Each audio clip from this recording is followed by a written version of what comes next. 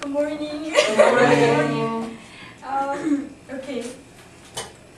This is the key. Can you guess where I can go into with this key? House. Yeah, house. Right. It's my house key, but specifically, it's my key. It's my first homestay house key. Today, I'm gonna talk about my first homestay experience in Canada. Let's go into my first homestay house together.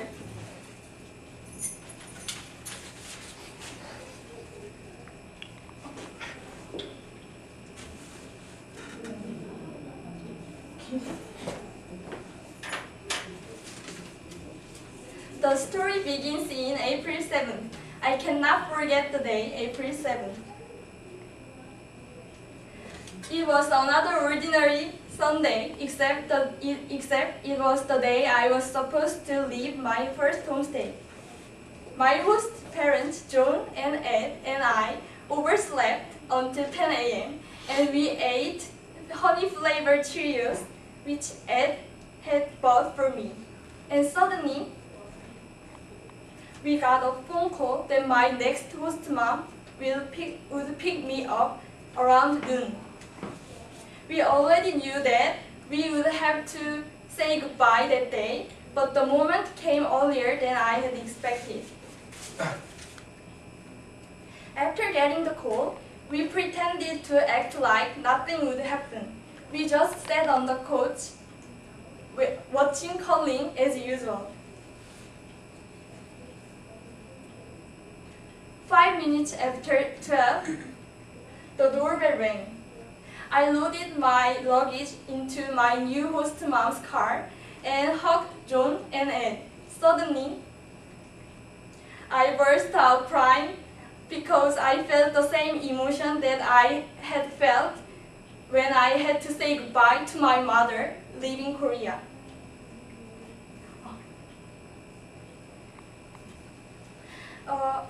I had never felt this kind of emotion for people other than my family, so I was really surprised at myself. This is the first reason I chose this experience as an unforgettable memory in my life. Okay, then how can I meet these fabulous, fantastic Canadian parents? Let me tell you. When I planned to study in Canada, I didn't worry about my homestay because I already knew a good host mom named Sue.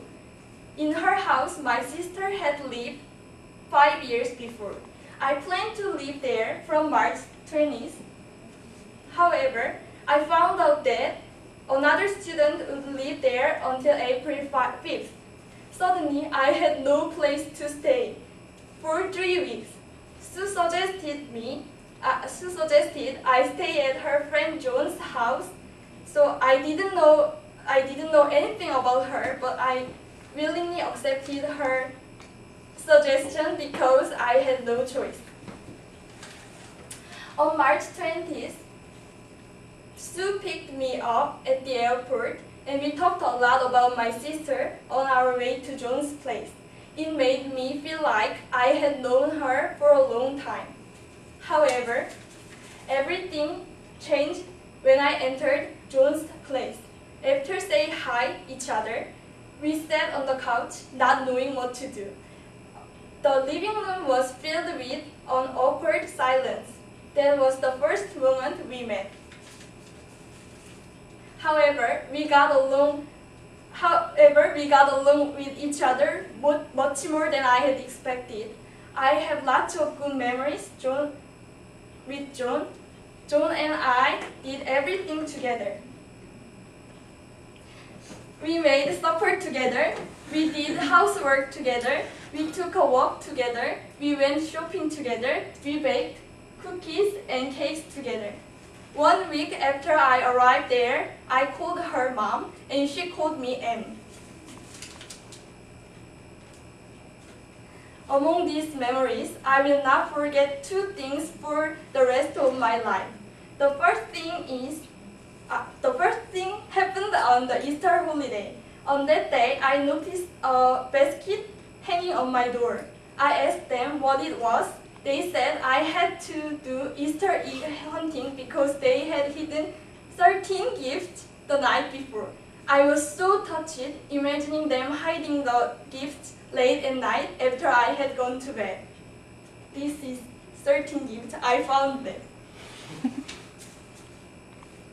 The other thing happened on the last day. When I left their home, I left the house key on my bed, like this. Joan called me to stop and gave me the key again. She said, "Whenever you want to come here, just open the door and stay in a room." That was one of the most unforgettable moments in my life. While experiencing these things, I could be freed from my old stereotypes toward Western people.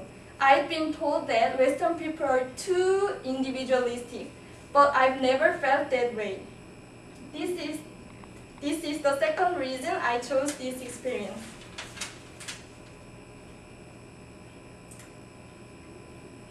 With this happy and awesome experience, I could lock the door with my key and live my first homestay happily, even though I cried a little. So, this key means two things to me. First, this key opened the way to be freed from my old stereotypes. Second, this key opened the door to meet my lovely Canadian mom and pop. Since I met them, I've always thought I'm a lucky girl because I met them. So I always appreciate that I could meet John and Ed in my life. I think all of us have their own key in our life, and this key leads us to a new world. So open your mind and stay awake. Thank you.